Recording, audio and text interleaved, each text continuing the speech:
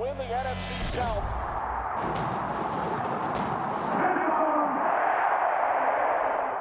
I just spent some money on this Pro Football Focus account for this upcoming season, so time to make use of it. Mock Draft Simulator, the first mock draft ever on the channel. Let's get into it. 7 rounds. We're getting right into it. This is going to be fairly quick. I'm not going to hold you guys for 20 minutes, 30 minutes, 40 minutes, an hour. We're going to kind of speed run this a little bit. So, draft is starting now. Once we get to our pick, we'll look at who has come off the board, and it is... I'm already looking at who's available to us, but we'll get to that in a second. We'll see who's come off the board. Will Johnson, big favorite of mine, went 2 picks before us to the Bengals. Jihad Campbell went 16. Ezeraku went 15. So I'd say those are the 3 guys that are on the Bucs radar, and they go 15, 16, 17.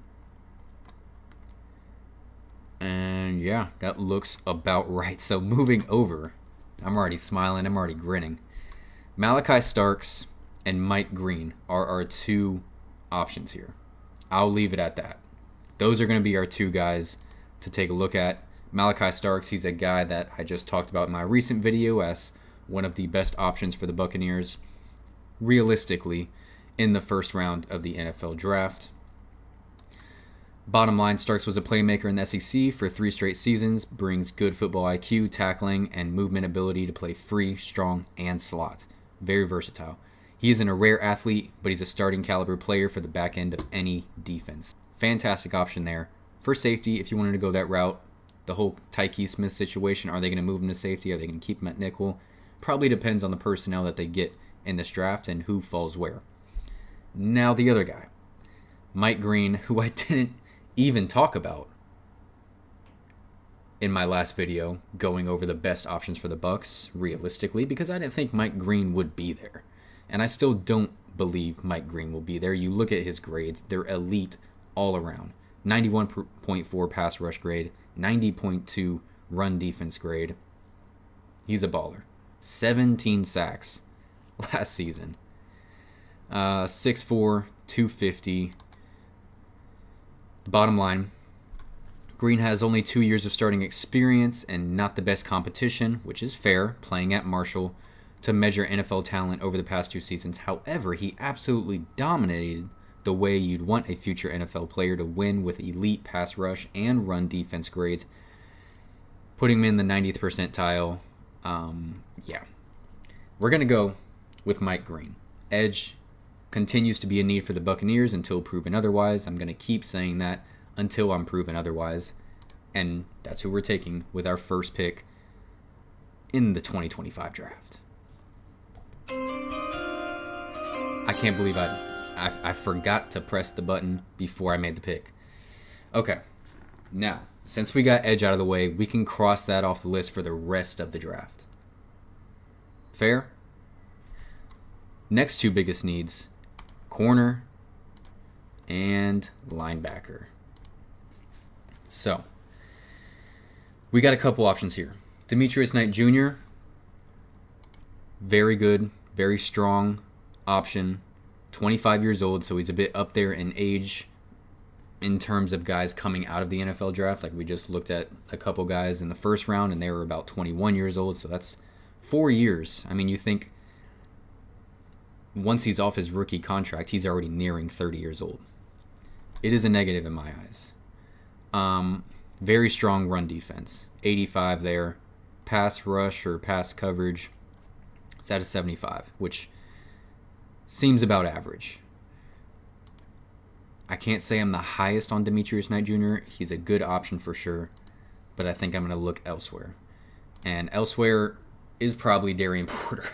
Really big fan of Darian Porter. Similar style, similar build to a Zion McCollum. Extremely athletic, lanky, 6'4". 6'4", 200 pounds. Porter's a rare prospect. He's a wide receiver turned cornerback with ideal ball skills. You know, if he used to play wide receiver and was flipped to a corner, he's going to have really good ball skills. He's going to be able to play that ball in the air, high point it, come down with it. Has to have good hands if he used to play receiver. Ranks above the 95th percentile in height and length and has elite track background. Also, love to hear that. That translates to the field. He's still raw as just a one-year starter despite being a 6-year player, but special teams impact and yeah. All right. Big fan here. 24 years old, 6'4" corner. I'll go over these next two guys because I think once we get past Chris Paul Jr., there's not really anyone I'm going to be paying too much attention to. Benjamin Morrison, coming off an injury, his coverage grade is at 68.4. Pretty good at run defense for a corner. I'll give him that. Man coverage, 62%. Zone, 67%. He is very young. He's 21 years old. He does reach that 6-foot marker that Todd Bowles usually looks for, 190. But I don't think I like him more than I like Darian Porter Jr. I think what he could possibly bring and grow into ultimately could be special. 6'4", track speed, can play the ball, can catch the ball, being a former wide receiver. The other option here would be Chris Paul Jr., which I am a huge fan of. But I think we are able to find better linebackers later on than we will corners. So I'm going to go Darian Porter Jr., not Junior, Darian Porter. With the 53rd pick in the 2025 NFL Draft, the Tampa Bay Buccaneers select Darian Porter. All right, let's keep it moving. Okay. Wow. Chris Paul was one pick away from falling to us. How crazy would that have been? Okay. We're going to look at keeping linebacker, obviously. And then we're also going to look at safety. Because Kevin Winston Jr., I'm a really big fan of. Outside of that, I'm not high enough on any of these other safeties to go safety. If it's not Kevin Winston Jr., I'm going linebacker. And linebacker-wise, Barrett Carter is a solid option. Kevin Winston Jr., coming off a huge injury, only played 2 games last year. But what is being said about him is he would be a top 50 pick if he did not get injured last year. 6'2", 208, so he's obviously safety just like Antoine Winfield Jr., but he's a little bit of a different build, 6'2", compared to what Winfield is. So Winston's tape and the athleticism that he showed off in 2023 made him a prospect worthy of going in the first round, I was just talking about. While his recent injury muddies his projection, he's still one of the top safeties available if he can fully recover. So right now we're looking at Kevin Winston Jr. and a linebacker. Both of these positions are middle of the field, which is where the Bucs got torched. We've already picked up Mike Green, who is going to rush that passer and make him have to get the ball out quicker to prevent things from getting open down the field and in the middle of the field. We got Darian Porter to lock up things on the outside along with Zion McCollum. Barrett Carter has a coverage grade of a 48, which, if I am going to go linebacker, I do want it to be someone who is a pretty good coverage linebacker. 6'1", 230. While he needs to get stronger, Carter is an athletic, versatile defender who can be a valuable chess piece for a defense as a weak side linebacker. I think I got to go Kevin Winston Jr. here. The potential in before his injury being a first-round pick. We're going to keep Tyke Smith at nickel, and we're going to have a new starting safety alongside Antoine Winfield Jr. With the 84th pick in the 2025 NFL Draft, The Tampa Bay Buccaneers select Kevin Winston Jr. All right. 4th round is where we can get a little creative, maybe double dip if we really wanted to. So, obviously linebacker. Just looking at my options here. Let's look at linebacker. Jack Kaiser. Can't say I'm too familiar with the guy. 62 pass coverage grade, which for a linebacker isn't awful. You see he's right in the middle there. Run defense, absolute stud. That's awesome. Very helpful. Glad I paid for this. Kobe King. Pass coverage is an 65. Run defense, really, really good. 6'1", 250. Cody Simon. Okay. Pass coverage grade is a 73. Run defense is a 90. We're starting to creep up there a little bit. Okay. This guy has a scouting report. 6'2", 235. Simon is a traditional inside linebacker who would play best in a 3-4. Fits Todd Bowles' scheme, with a fellow linebacker next to him, Levante David.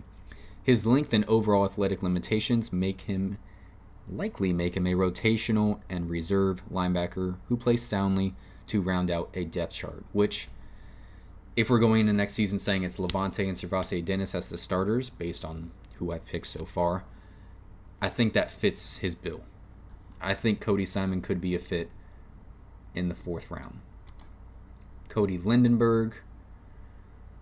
Okay, his grades definitely are not as good as the previous guys, only at 80.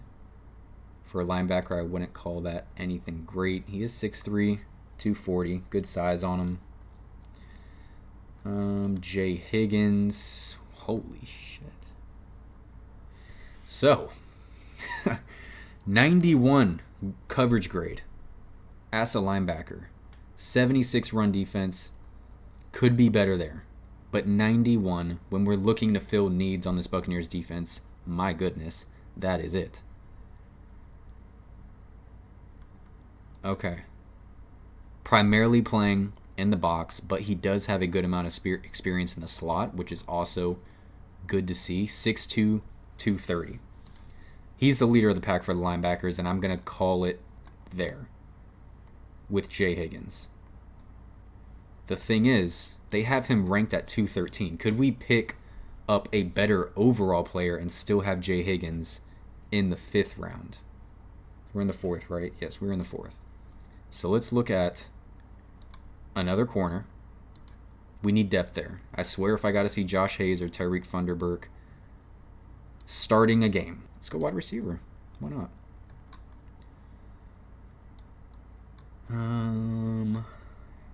Kyle Williams, I've heard good things there. Quincy Riley, I've heard good things there. Noel Williams. So Noel Williams, 78 coverage grade, 78 run defense grade, 7 interceptions last year. Looks like a pretty good playmaker there. Strong press man corner who an NFL team can feel comfortable with putting at the line of scrimmage due to his physical coverage style and run defense skills. I think Todd Bowles would like to get back to that rather than playing off zone. His long speed and agility appear to be average, but his strength stands out in this class. Mid-round projection and could be a starter in a man coverage scheme. Okay. We have been running more zone, but Todd Bowles, once upon a time, was a man guy. And I think he's only a zone guy because he doesn't trust his pass rush. But we're getting Mike Green in the 1st round. So I think I'm going to lean Noel Williams, double up at corner, him and Darian Porter. Let's do this. With the 121st pick in the 2025 NFL Draft, the Tampa Bay Buccaneers select Noel Williams, cornerback out of California. There's our first double up on our biggest needs. Edge, linebacker, and DB are our biggest needs, and we just doubled up on one of them. Okay, I do see Kyle Williams is still there. Let's go back and see if that linebacker is still there. Jay Higgins is still there. And we're at pick 157, and he's ranked 203 with an average draft position of 209. The issue is we don't have a 6th round pick. There is a trade on the board. If we give them 157, could we have 182 and 194? 35% chance to be accepted. Trade not accepted. Okay. I was fine with that. I'm reaching high.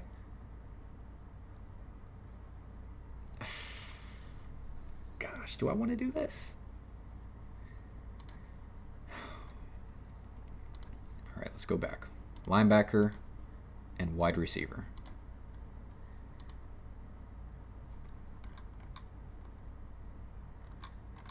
I just know I do like Kyle Williams, and I know he's not going to be there if I do trade back. The only option to trade back with is the Jacksonville Jaguars. Their next pick is 182. That's dropping back a good amount from 157. So I'm going to go... Damn.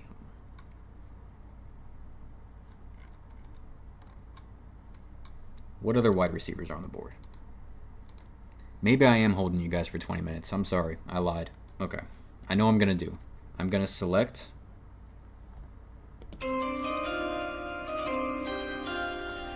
with the 157th pick in the 2025 NFL Draft, the Tampa Bay Buccaneers select wide receiver Kyle Williams, Washington State. All right. Now, I'm going to pause. Okay. My next pick is 235. It's a 7th round pick. You know what?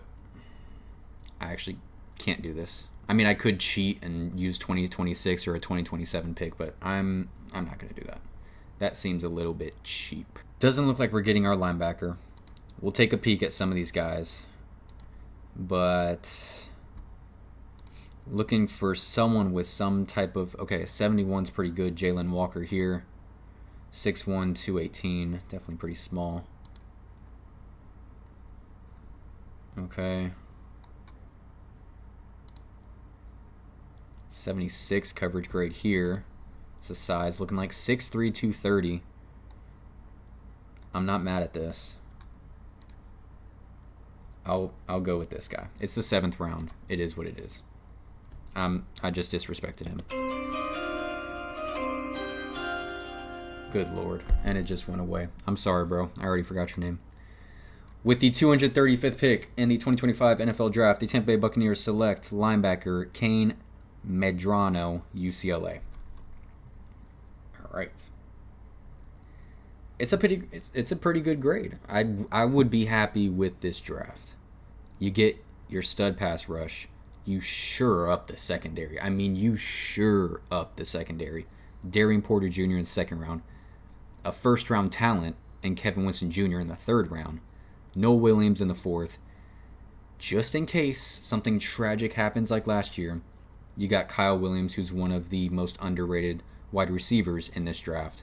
And then you got a pass coverage linebacker in the 7th round. He's 6'3", 230, good size on him. I think that's a pretty good prospect. I mean, for the 7th round, they gave it a B+.